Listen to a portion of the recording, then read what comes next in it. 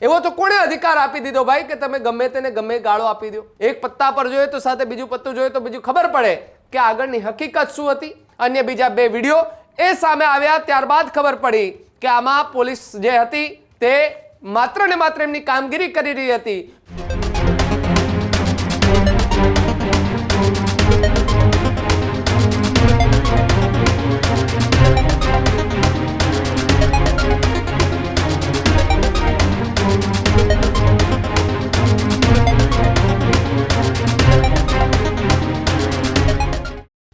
સમાચારો આગળ વાત અમદાવાદની કરીએ તો અમદાવાદમાં છેલ્લા 2-3 દિવસથી એક વિડીયો સોશિયલ મીડિયા પર વાયરલ થઈ રહ્યો છે, જેમાં અંજલિ 4 રસ્તા નજીક પોલીસ અને એક યુવતી વચ્ચે બબાલ થઈ હતી. આ બબાલ બાદ યુવતી પર ફરિયાદ દાખલ થઈ અને યુવતી પર ફરી એકવાર વધુ એક ફરિયાદ જે છે તે દાખલ થઈ છે ને એમનો એક વિડીયો સોશિયલ મીડિયા પર વાયરલ થઈ રહ્યો છે. અમદાવાદના અંજલિ 4 રસ્તા નજીક લાફાકાંડ કેસમાં નવો વળાંક જોવા મળ્યો છે. પોલીસને અપશબ્દો કહેનારી બંસરી ઠક્કર સામે વધુ એક ગુનો દાખલ થયો છે. શ્યામલ 4 રસ્તાની ઘટનાનો વિડીયો જે છે તે સોશિયલ મીડિયા પર વાયરલ થઈ રહ્યો છે. મહિલા પોલીસને ધમકી આપ્યાનો ગંભીર આરોપ જોવા મળી રહ્યો છે. તો બીજી તરફ વાત કરવામાં આવે તો હેલ્મેટ વિના સ્કૂટર ચલાવતી વખતે પોલીસે બંસરીને રોકી હતી. એ બાદ એમને સવાલ કરતા તેમણે કહ્યું કે વર્દી ઉતારી દઈશ તેવું કહી અને પોલીસને ધમકી આપતો વિડીયો સોશિયલ મીડિયા પર વાયરલ થયો. આ ઘટનાને લઈને એલિસ બ્રિજ પોલીસ સ્ટેશનમાં બીજી ફરિયાદ દાખલ કરવામાં આવી છે. ત્યારે અમદાવાદ પોલીસ દ્વારા કડક કાર્યવાહી જે છે તે શરૂ કરી દેવામાં આવી છે. ત્યારે અમદાવાદના અંજલિ 4 રસ્તા જે છે ત્યાં આગળનો વિડીયો સોશિયલ મીડિયા પર વાયરલ થઈ રહ્યો હતો. એ વિડીયો વાયરલ થયા બાદ એ પોલીસ પર સવાલ ઊભા થતા હતા કે પોલીસ આવી રીતે કેમ વર્તન કરે છે, પોલીસ મહિલા પર કેમ હાથ ઉપાડી શકે. પરંતુ એ પહેલાનો વિડીયો બોડી વોર્ન કેમેરાનો વિડીયો એ પણ પોલીસે જાહેર કર્યો હતો અને કહ્યું હતું કે જુઓ આ વિડીયોની અંદર પહેલા એ આઈડી કાર્ડ યુવતીએ ફેંક્યું, યુવતીએ પહેલા જીવાજાડી કરી અને ત્યારબાદના જે દ્રશ્યો જે છે તે સામે આવ્યા. આ જોઈ લો તમને બંને સ્ક્રીન પર કે જ્યાં મહિલાનો એ અગાઉનો વિડીયો સોશિયલ મીડિયા પર વાયરલ થઈ રહ્યો છે, જેમાં એક મહિલા પોલીસ અધિકારીને ધમકાવતી જોવા મળે છે અને મહિલાનો એ હમણાંની જે જૂની બબાલ થઈ છે તેનો વિડીયો એ સોશિયલ મીડિયા પર વાયરલ થઈ રહ્યો હશે. આ બંને વિડીયો કે જેની અંદર મહિલા પોતે દાદાગીરી કરતી દેખાઈ રહી છે ને બેફામ ગાળો બોલતી દેખાઈ રહી છે, જે પોતે પોલીસને કહેતી હોય છે કે તમે તમારા સંસ્કાર કેમ બતાવો છો, પરંતુ અહીંયા એ યુવતીના સંસ્કાર જે છે તે ઉભરાઈને બહાર આવી રહ્યા હોય તે પ્રકારનું દેખાઈ રહ્યું છે. પોલીસ સામે સવાલો ઊભા કરનારી એ મહિલા કે જેમને અલગ અલગ વિડીયો સોશિયલ મીડિયા પર વાયરલ થઈ રહ્યા હશે, પહેલા સવાલ એ પોલીસ સામે ઊભા થતા હતા કે પોલીસે કેમ એવી રીતે વર્તન કર્યું, પોલીસે કેમ એમના પર હાથ ઉપાડ્યો. પરંતુ જ્યારે બોડી વોર્ન કેમેરા અન્ય બીજા બે વિડીયો એ સામે આવ્યા ત્યારબાદ ખબર પડી કે આમાં પોલીસ જે હતી તે માત્ર ને માત્ર એમની કામગીરી કરી રહી હતી, પરંતુ એમની કામગીરીમાં અડચણરૂપ જે છે તે આ યુવતી થઈ હતી. યુવતી કે જે આની પહેલા પણ પોલીસ સાથે એમણે બોલાચાલી કરી હતી ને ગાળાગાળી કર્યાનો વિડીયો પણ સામે આવ્યો છે. બંસરી ઠક્કર કે જેમનો વિડીયો સોશિયલ મીડિયા પર વાયરલ થઈ રહ્યો છે, શરૂઆતમાં સૌ કોઈ લોકોએ એ બંસરીની ફેવરમાં વિડીયો પણ બનાવ્યા અને સોશિયલ મીડિયા પર પોસ્ટ કરી, જેમાં પોલીસ વિરુદ્ધ જે છે તે પણ લખવામાં આવ્યું.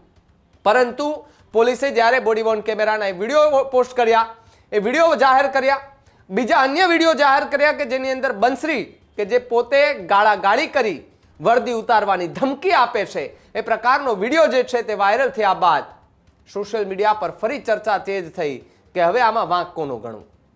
પોલીસ કે જે રસ્તા વચ્ચે ઊભી અને જે ટ્રાફિકના નિયમ કોઈ લોકો ભંગ કરે તો તેમની સામે કાર્યવાહી કરે અને પ્રકારના એમને આદેશ આપવામાં આવે છે. જો કોઈ પણ સિગ્નલ તોડે છે, કોઈ પણ રોંગ સાઈડ આવે છે તો એમને પકડવામાં આવે ને તેમને દંડ ફટકારવામાં આવે, જેથી કરીને એ નિયમોનું પાલન સખત રીતે કરે. પરંતુ અહીંયા એ પાલન કરાવનાર પોલીસ પર જ્યારે કોઈ હાવી થઈ જાય, એમને ગાળાગાળી કરે, ભાઈ એ પોલીસનું સ્વાભિમાન હોય, એ પોલીસની પણ ઇજ્જત હોય, એમનું પણ કંઈક સ્વમાન હોય, પરંતુ એ સ્વમાનને નીચે પાડનાર અને નીચે ઉતારનાર આવા લોકો સામે જે છે તે કાર્યવાહી થવી જોઈએ. પોલીસ કે જે ત્યાં દિવસ રાત જે છે તે ઊભીને ટ્રાફિક નિયમન જે છે તેને સંભાળતી હોય છે. ઘણા લોકો આવે, હોરનો મારે, એમને ગાળો પણ દે, એને કશો જ ફેર ન પડે, છતાં પણ એ પોતાની ડ્યુટી જે છે એ દિલથી નિભાવતા જોવા મળતા હોય છે. અને એવા પોલીસ કર્મચારીઓને આ પ્રકારની જે મહિલાઓ છે એ બેફામ રીતે ગાળો ભાંડીને જતી રહે.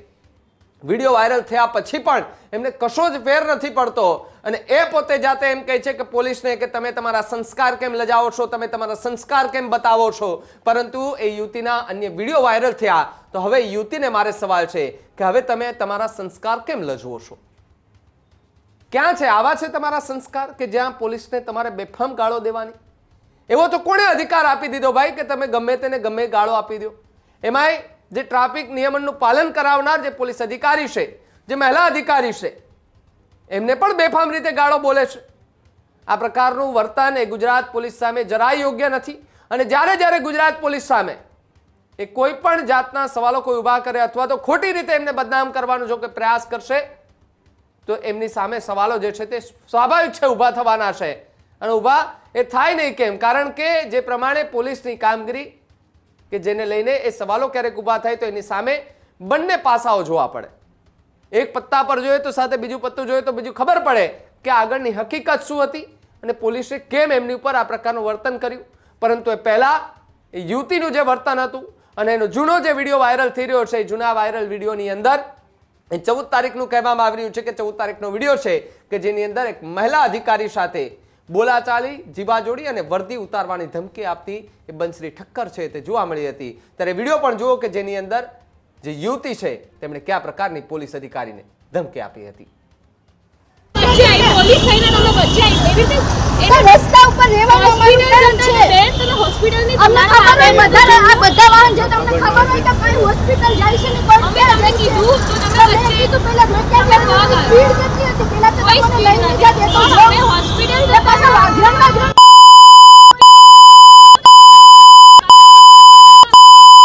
તમે આવો શબ્દ ના વાપરી શકો. તમે બોલ્યા છો, તમે તો શું બોલ્યા? એ તો જો બોલ્યા તમે કેવી ગાળો બોલો તમે છો? પૈસા બી માંગ્યા. તમે પૈસા કેવી રીતે માંગો? આ પૈસા માંગ્યા. પૈસા કોણ માંગ્યા? 500 રૂપિયા માંગ્યા કે 500 રૂપિયા આપો તો જવા દઈએ.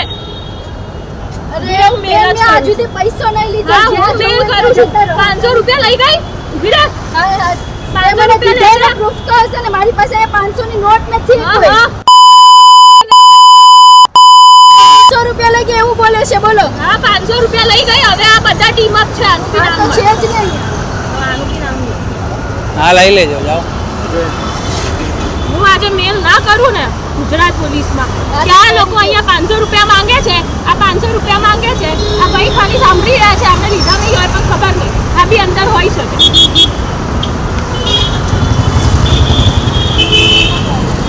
એ તો અહીંયાથી રોજ લેતા હોય એને ખબર જ હોય. અમે કોઈ દિવસ રૂપિયો નહીં લીધો. બેન 10 વર્ષથી સર્વિસ કરી છે. શું વાતો કરો છો? સારી સર્વિસ સારો વર્ક કરે ને આપણે. જો આ બોલવામાં તો જો કોમન સેન્સ છે જરાય. ને એડવોકેટ છે પોતે એવું કહે છે.